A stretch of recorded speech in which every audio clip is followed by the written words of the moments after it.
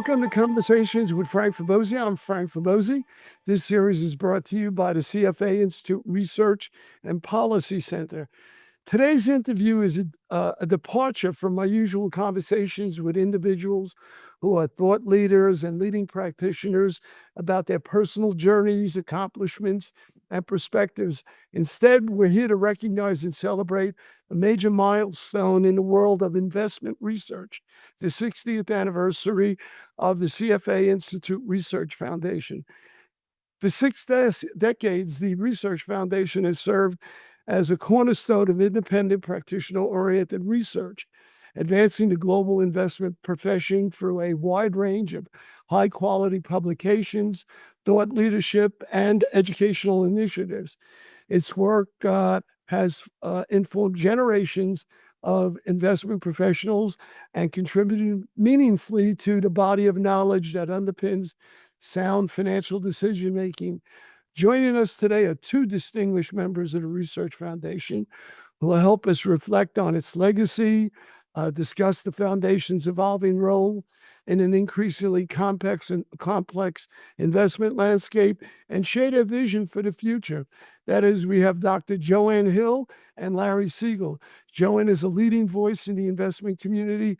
She's held senior roles across asset management firms. She's widely recognized contributions to development of ETFs, derivatives, and quantitative strategies. And she's also one of those practitioners who made the jump from academia to being a practitioner. I think you jumped from University of Massachusetts, was it? Right. To the Peabody? Is that correct? Brown Brothers Harriman was my first job. Larry's the director of research at the foundation and one of the most influential thinkers in long-term investing. Larry is known for his prolific writing and deep insights on topics ranging from asset allocation to economic forecasting. His work has certainly helped shape investment thinking for decades, despite his youthful look, and his leadership at the foundation continues to elevate the quality and reach of practitioner-focused research. I don't know how long Larry's been the research director. Can you share almost that, 20 years, Frank? 20 years. That's what they used to say about the old head of the FBI. Once you've seen one, you've seen them all. I think, was there anybody before you, Larry? Yeah, it was Mark Kritzman, and before him, Keith Brown. Ah, okay. All right. Well, welcome both of you. Let me jump right in here. How have the mission and publications of the Research Foundation evolved? So let me try to tackle that question. I first came into intense contact with the Research Foundation in 2013 and 14 when I was writing a monograph for them on ETFs, a comprehensive guide to ETFs with some co-authors. And shortly after that, I joined the board, eventually headed the research committee, which reviews, approves, and solicits publication content. And then I chaired the board. And I wanted to, before I start on the mission, I think a lot of people are confused with the difference in relationship between the CFA Research Foundation and the CFA Institute. So I just want to remind people that these are two separate organizations. I happen to be on the CFA Institute board as well, and I serve as their representative right now on the Research Foundation board. There's always someone that is on both, but the Research Foundation is really funded and built from member contributions. And some are the $25 we collect from folks every year when they renew their membership, and others are more major contributions. Gary Brinson, long time ago, more than 20 years ago, gave a large contribution that helped us really expand what we did. And there have been other large contributions like his over the years, but he was one of the first to do that. So we are a classic foundation where the board thinks of ourselves as representing those members who've given us funds to fulfill our mission, which is producing this independent and high quality research. And it's for the education and advancement of investment professionals, um, so that they can fulfill their duties with, the term is prudence, loyalty, and care. And I think this is so important in these days where there is quite a bit of research out there, but a lot of it is connected to education on a specific product that is somehow linked to some commercial enterprise. This is a nonprofit, funded by CFA member contributions. Um, and I think I first used its research in the early 90s when I remember those little blue books. They used to do the publication in those dark blue, shiny books. And one of them that came every year was stocks, bonds, bills, and inflation, right? Roger Ibbotson's and his partners' collection of that data on bonds and stocks and T-bills, that many of us was our first data that we were able to use in asset allocation research. Of course, before the internet, all of that. So, um, that type of contribution, like Roger's, was in the early days, and Roger continues to contribute and participate in forums for us. If we go back to the early 70s, when we were beginning to publish, by the way, 60 years ago, I think is 1965. So when it kind of got started. Um, what we see is quite interesting. One of the first publications that were significant was called Is Financial Analysis Useless? And guess who were the authors of that? William Sharp, Edward Menace, Michael Jensen, among others, Jack Trainer, Frank Block, Jerome Valentine.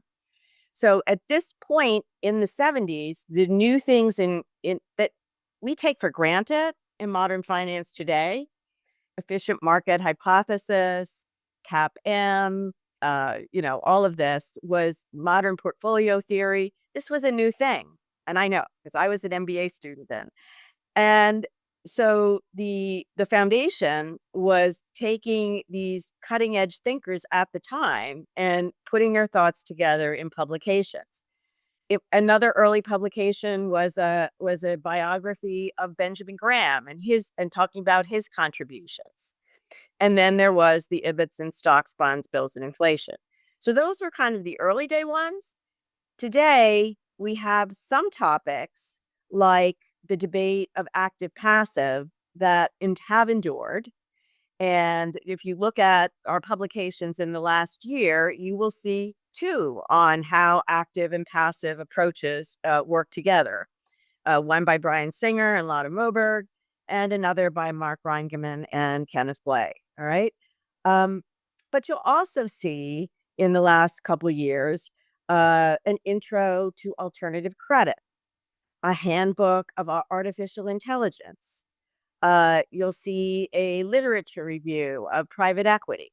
So these kind of are the growing fields and topics today. And so as the foundation thinks about what's worth funding and publishing, we always have this eye to continuing topics, but also emerging topics. Joanne, the publications at one time, they had a nominal cost to them. Now they're all free, aren't they? Or are there Well, exceptions? to my knowledge, yes, they have been free for some time. There might have been a time when we charged for them, but the publications, the types of publications have evolved too. I mean, in the beginning, we mostly did very long articles or something called monographs, and now we do. We still do 100-page books, but we usually break them up into pieces or modules, which is what I'm working on now on an ETF piece. But we also produce what we call briefs, which are very short articles. And we have even we have also a podcast. It's the Financial Thought Exchange with Larry and Lana Moberg, where we, bring people who recently published books. We actually had a debate between Marty Leibowitz, or a discussion between Marty Leibowitz and Bill Sharp on long-standing topics, the risk premium and retirement. But they're publicly available. This is what the mission is about. And so they're on our website, they're free, they're electronic. We no longer publish hard copies except in a few cases if we're going to a conference or something like that. And I think for people thinking about whether they would like to submit or publish through the Research Foundation, this visibility and being free, right, is a big plus. There are thousands and thousands of members of the CFA all over the world, right, who access the website and are informed about these coming out. And the CFA Institute now has a research arm itself called the Research Policy Center. In the old days, the Institute really didn't, aside from the FAJ, the Financial Analyst Journal, they really were not doing too much of their own research unless it was a specific topic, like the future of the industry. And now they see the value of having research agendas and publishing as well. And they have a great website where the foundation partners with the Policy Center to distribute all of this. So some of the Policy Center publications are only accessible by members, but the foundation publications are free and open to the general public. Well, I mean, they're wonderful. I mean, if I have to teach a basic investments course or an advanced course, I cannot believe that I've seen a syllabus of faculty teaching it at different universities who don't take advantage of all of these publications. And they're always well done because you have we have a great taskmaster, Larry. Nothing gets by him that's not clear, well written. If you don't use a verb in the right tense, he gives you a lecture in English when he's sending it along. He's just wonderful. So let me ask Larry, Thank you. how has the Research Foundation contributed to bridging the gap between academic research and practical investment management? Oh, well, not to cast too much shade on the academic side of our field, but a lot of academics write in a language that's hard for practitioners to understand.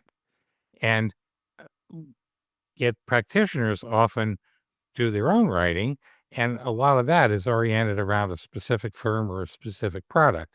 So what we try to do is come right in between the two. We take material from academics, we take material from practitioners, and try to force it into a mold where MBAs, CFA charter holders, people who don't have PhDs in finance can understand it and then maybe contribute to it through a subsequent discussion.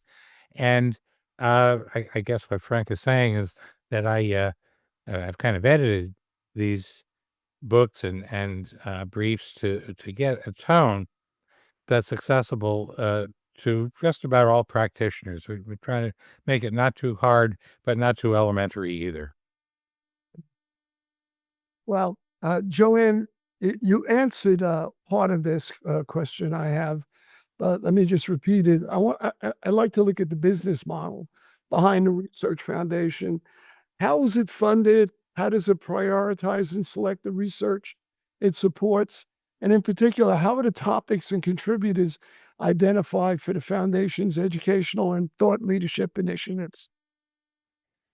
Right. So, well, as Larry mentioned, I think we do like to access and be kind of up on what is being written about in the academic community. So I just want to kind of maybe extend a bit his answer, if I could, before I talk about the business model. Sure. So we, to keep our eyes and ears out there on what is new and emerging, we have had research directors like Larry. So Larry, it works for the foundation. The budget of the foundation supports Larry and Luis Garcia Bayu as well, who is an academic and also editor of one of the editors of the Financial Analyst Journal. And we count on them to go to key conferences like Q Group, or to be reading the what's out there in the academic literature and thinking of both authors as well as topics that we might want to solicit to consider writing pieces for us.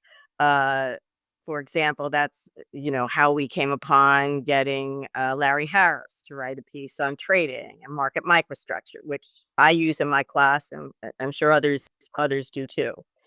So, uh, so we have this cumulative contributions that we've gotten over the years that have been invested conservatively as we would, and then we can use that to support stipends to academics, or in some cases to practitioners, but usually practitioners do this without a stipend, uh, to write these reports. We get the ideas in a couple ways. So sometimes we'll get a submission from an academic that is excited about the idea of having a more practically oriented version of what they're working on, right? Published for the investing community, for investment professionals. And we always appreciate that when it happens. But also, the board itself, we take this all very seriously, that it's our job to come up with a list of topics and potential authors. So the board meets twice a year. The board has a subcommittee called the Research Committee, which is the first place a proposal goes to for approval. A lot of times, if we get something, we might have to send it back, make a few changes. But the research committee will come up with anywhere between usually 6 to 12 ideas a year that we think should be, started on the publication journey. And then those are presented to the board for approval. And then if that all goes as planned, then Larry or Luis we work with the authors. They'd submit a first draft.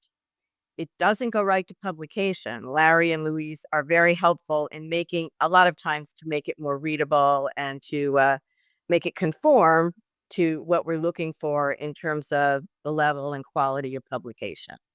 Also, Luis and I can reach out into our network of contacts to try to get authors. Sometimes you, as a board member, and your colleagues have ideas, but not authors to go with the ideas, and we can sort Yes, of I do a would. Thank mix you. and match. Yeah.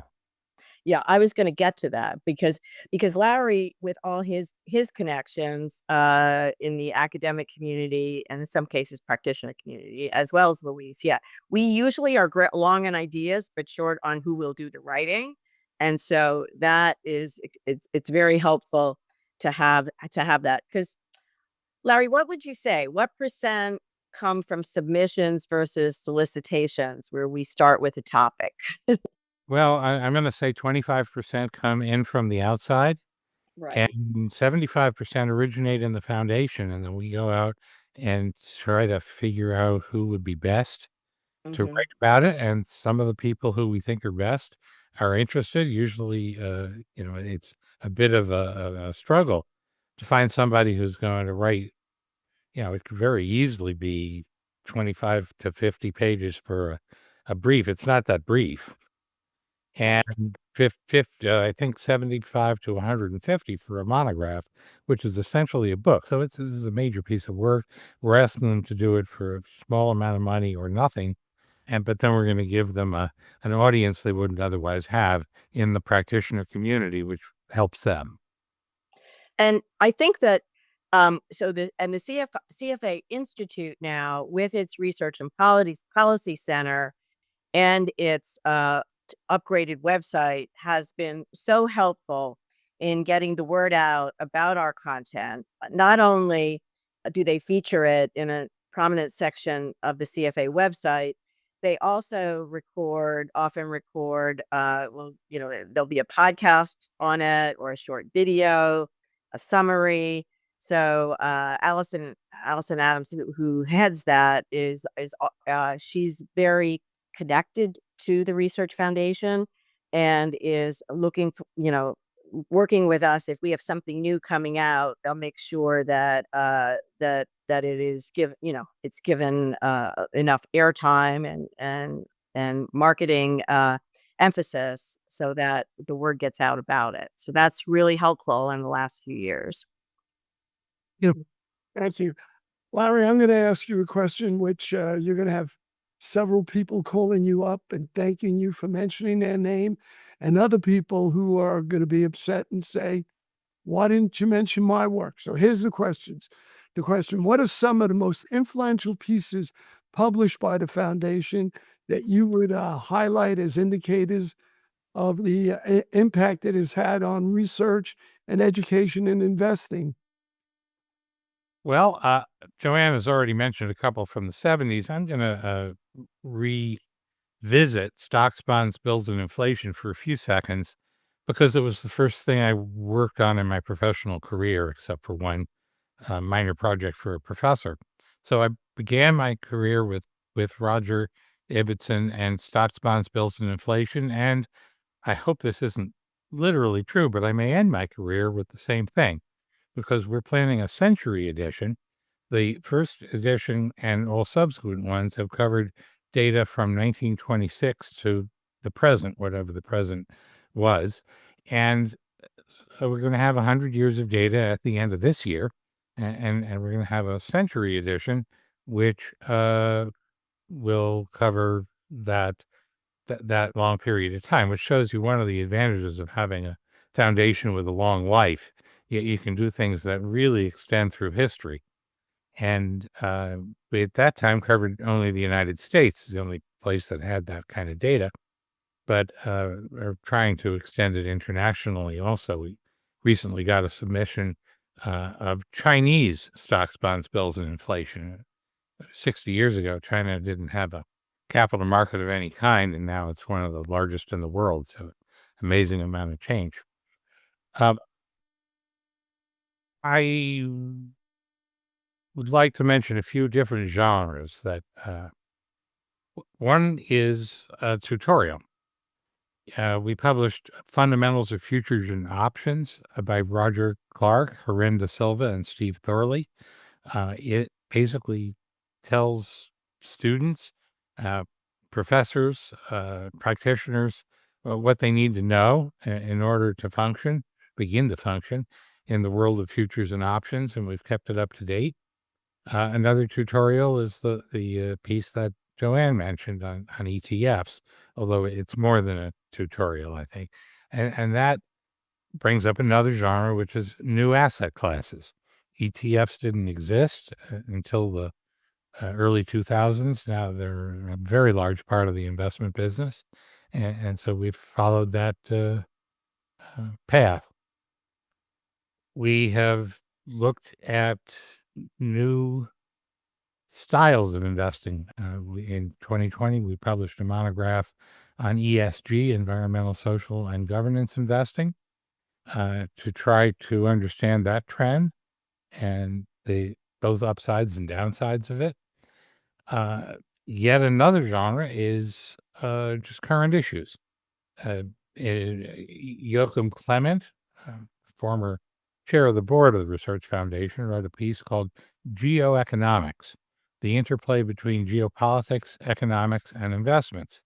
And that kind of knowledge would be particularly useful now that the geopolitical situation is in such flux. And I think that that's an important input to the investment process all the time, not just now. Another area where I think I, as an editor, have tended to push this is collections of works that come out of a conference or simply collections that we've put together of the top thinkers in the field And an example is Financial Market History, Reflections on the Past for Investors Today. There was a conference at Cambridge University in England run by Roy Dempson and his associate David Chambers. I went and attended, and we put together a book which goes back to the very beginning of capital markets in really in ancient times. A lot of people think they started in the Renaissance or early modern Europe, but Will Getzman, one of our distinguished contributors, and he's the editor of the Financial Analyst Journal, goes back even farther. Another collection had to do with the great crash or global financial crisis of 2007 to 2009. 10 years later, there was a conference at NYU that we called 10 Years After. Had some connection to an old rock band, I guess. I'm not sure who came up with the title, but it's Reflections on the Global Financial Crisis with the benefit of 10 years experience. And that became one of our books in 2019 or monographs. And shortly after You that, have to mention who was in there. Like we had Bernanke and right and yeah, go ahead. I don't no, have I it in mean, front of well, me. all the key central bankers were there for sessions, and just I remember Merton. I mean, it was just an amazing cast in that conference talking about what happened and what were the lessons learned. That was a great conference. It was extraordinary, and it was like a reunion of the Nobel Prize winners. There must have been at least 4 there. And one of those, Bob Merton, who won the Verton Award, which is an award that the Research Foundation gives every year to a distinguished contributor to investment thinking or investment literature. Robert Merton is one of the most distinguished finance professors ever, and also a practitioner. He has a role with a big firm.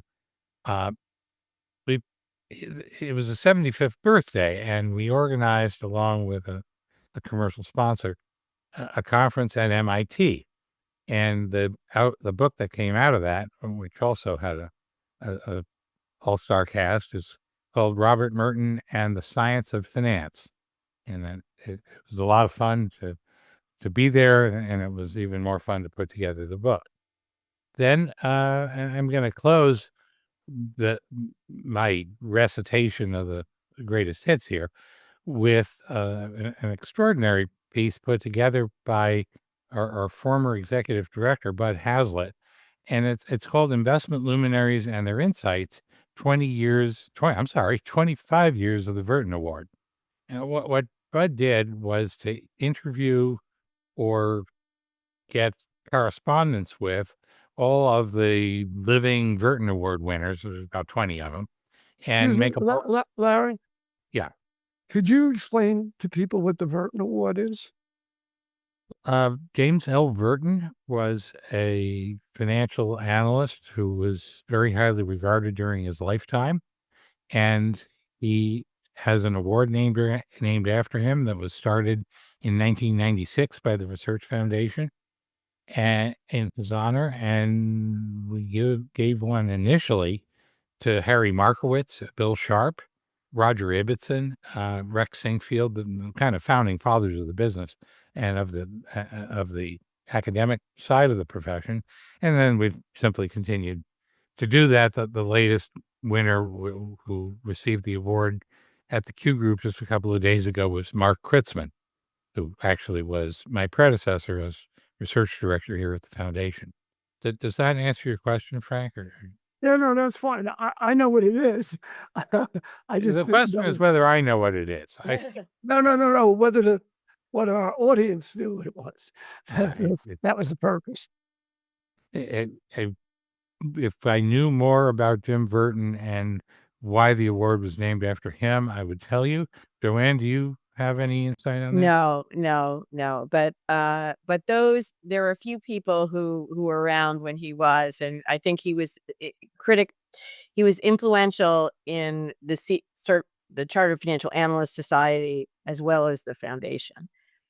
So Yeah. So, I mean, the people who won this award, who contributed to this compendium, I mean, as he mentioned some, but, also, like Ron Kahn, Maureen Harris, there's practitioners as well, and Andy Lowe, Schiller, right?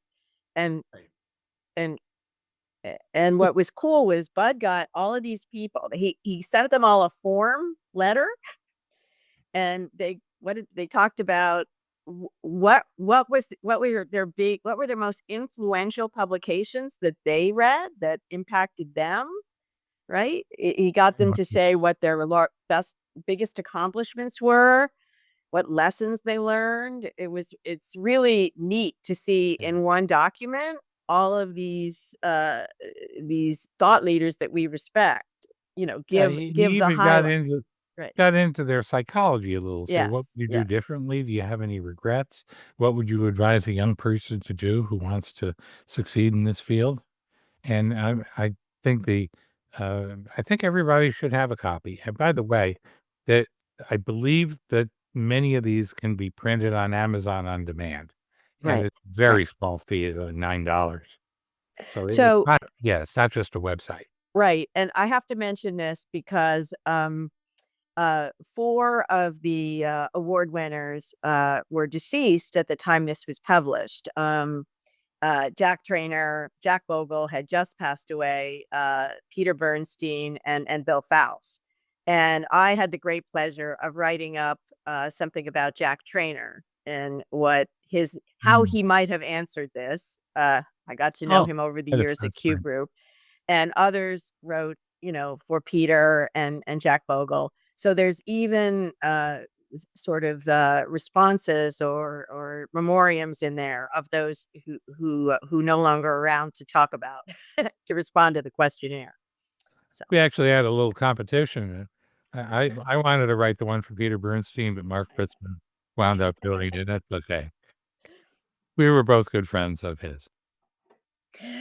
so I want to mention one other key piece. So Larry won't do this because it's his, uh, Mm. but Oh, I think that the Research Foundation has been good at getting together gatherings of these academics and key practitioners in our field, and having them talk to one another and then write up what they say. And uh, the topic of the equity risk premium is one where Larry led forums on this, 3 of them, one in the early 2000s, early 2011, and then one very recently that was published in 2023. And I was always surprised that, these people would get together. How it lasted a whole day. You got them all talking about this, right? And then you wrote it up. it And these was people, this includes, Cliff Asness, Elroy Dimson, Bill Getzman, Ibbotson, Marietta Compton, Jeremy Siegel. Leibowitz, Jeremy Siegel. They all took a day and talked about the equity risk premium. And then this was written up or edited by Larry. So that kind of thing is, I think, really unique. And although I won't be at the foundation at the time, I don't think, I have promised to do one again in 2031. Okay, good. And 2041 is a little bit of a stretch. Well, thank you for that. The foundation has developed a rich body of content over the years, of course.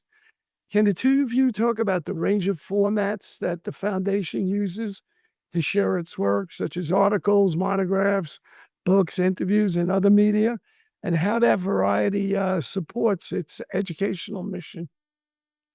Well, I'll start off, but then hand it over to Larry. I mean, I think we talked about it already. It's online articles. But we try to do at least one literature review a year on a hot topic. We did academic literature reviews on ESG when that was just starting. We've done one on stock buyouts. This year we have private equity. And so these are really handy for practitioners wanting to, see what are the key pieces in academics that they should know if they're in a field. And we've also done some briefs on new markets, right? Markets in Latin America, in Eastern Europe, where those capital markets were just developing. Um, More recently, we're trying to do more podcasts and videos. And Larry, maybe you can share your experiences working with Lotta on the podcast series. Well, working with Lotta Moberg has been a lot of fun because she knows how to do a podcast, and I'm just learning. But we have interviewed some of the greatest thinkers in finance. I've started with Bill Sharp and Marty Leibowitz, who wanted to do it together. But Bill was out in California, and Marty, of course, in New York or New Jersey. And we did the video link like we're doing now, and about 2 minutes into it, Bill Sharp's dog jumped in his lap. And the person who was editing the video said, I can get rid of that pretty easily. I said, no, please don't. We want to see Bill Sharp in his natural habitat. And that this is the real Bill that we know and love. And the same with Marty, who wears a motorcycle jacket at the age of 89 to his podcasts and everything else that he does. And we get to really, this is a series of interviews based on the person's lives and thoughts rather than what they're doing or promoting right now. And it is, we've tended to focus, partly on older, more accomplished people because, we have to get them while the getting is good. And I'm going to read you a few names of people who've either been interviewed or are going to be. We have already posted Will Getzman on financial archaeology. That's what he calls it, where he studies ancient all the way through the present day, but starts with ancient history of finance and the lessons of deep history, why deep history makes us a better investor. Roger Ibbotson, of course, Alison Schrager, who works on something really interesting, which is personal risk. She wrote a monograph or a brief, I forget which it is, on big wave surfers, tightrope walkers, people who not only take big risks, but survive the risks because they use risk management techniques that we in finance think we know about, but we don't really know about it. It turns out big wave surfers have global conventions where they talk about how to manage the hazards of being out in the ocean at the bottom of a 30-foot wave. Cliff Asness has talked on quant strategies and inefficient markets. Got an interview with the biographer of Jim Simons. That man is named Gregory Zuckerman. He writes for the Wall Street Journal. And coming soon, David Booth, the founder of DFA. Tom Coleman, a University of Chicago professor who wrote a piece with me on monetary policy, inflation, and debt. Elroy Dimson, the man who made long-run studies of asset returns international. He's an Englishman. Mark Mills, who's an energy and technology expert. Larry Spidell, who invests in frontier markets. And all the way up to the discussion that we're having right now. That one's going to be posted in the same place. So please look for it. Well, Larry, maybe my next question will, depending upon how you answer it, may help you get identify some potential contributors. What are some of the key themes or emerging research areas that the foundation has recently prioritized? Well, to some extent, it's been new asset classes and new strategies, including artificial intelligence, the ESG that I mentioned, Joanne's work with her co-authors on exchange-traded funds. Another is sort of a big picture look at the profession. Ronald Kahn, who works at BlackRock and has been there since they took over Barclays Global Investors, which is where I met him, wrote a piece called The Future of Investment Management, which is just an encyclopedic look add all the stuff that's in the hopper right now that's going to, in his view, influence the way that we invest money in the next generation, I guess. We've had a focus on pensions, retirement, and and life cycle investing, partly from Roger Ibbotson, partly from the Canadian actuary and investor Moshe Milevsky. But more recently, we've written a primer for fund trustees, really pension fund, foundation, and endowment fund trustees, telling them what they need to know. And a lot of trustees come into their role without much investment knowledge. They may be an official of a union or an executive of a corporation, or maybe in the government, and they're asked to look over billions of dollars of pension assets or foundation or endowment assets. That this gives them a instruction set. I joined a board of trustees and they gave me the Research Foundation book as background reading on how to carry out my responsibilities. I thought that was pretty cool. That's very And cute. And then you put up your hand and say, "I wrote this."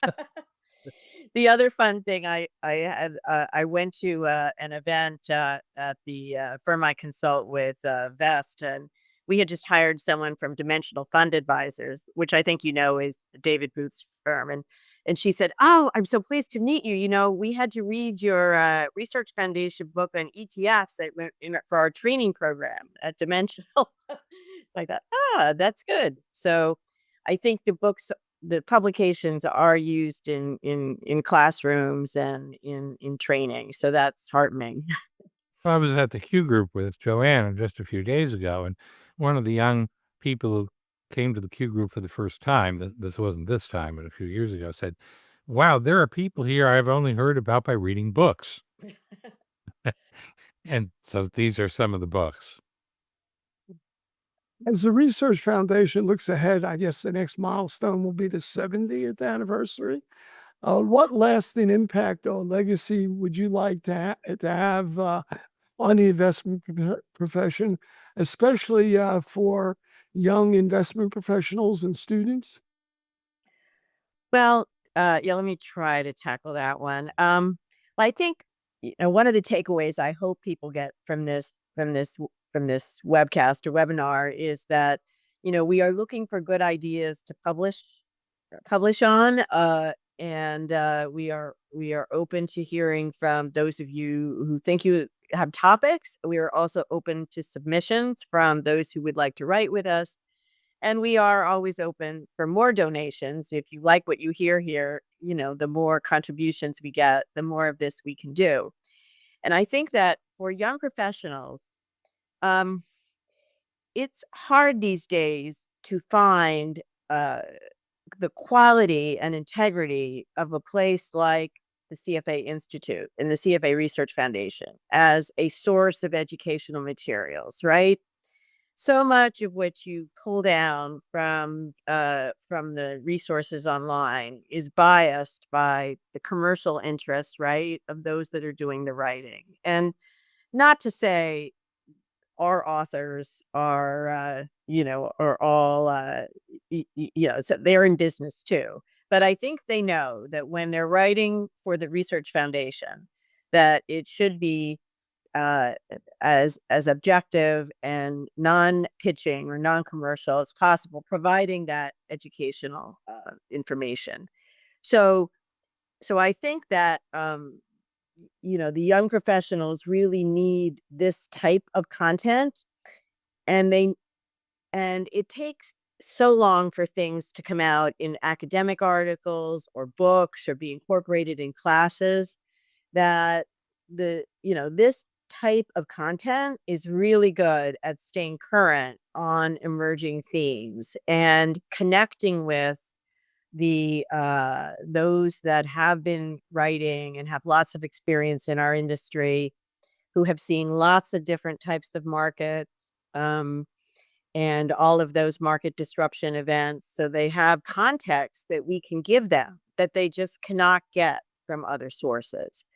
um, so I think whether it's the legacy of getting data, like stocks, bonds, bills, and inflation. We now have actually a data center associated with the foundation that I haven't mentioned, where the MSCI has worked with us to make some of their index data available to CFA members, and others like Calcbench and Smart Karma. So we're building partnerships with those that can provide data, like we originally did with Ibbotson. Uh, you know, this can be, they're both tools and content, thought leadership that we want to be a resource for them as they develop their knowledge base and enter our industry. And we have, I think, a lot of respected authors that as we get more podcasts and videos, we can provide them access to these people in formats that they are used to. And so I hope that we continue to do more of that. And I think sort of Lowry with all his tenure and Lotta with her a little bit younger approach Youthful enthusiasm, yes. to this. I think it's a great combination. Yeah. Let me take a slightly different angle here. I want people to be better investors, and I want our organization to make a substantial difference in that by educating both the managers, financial advisors, and sort of the middle people who interface with both the management community and the end user personal customer, and individuals to learn. A lot of people buy high and sell low. They trade way too much.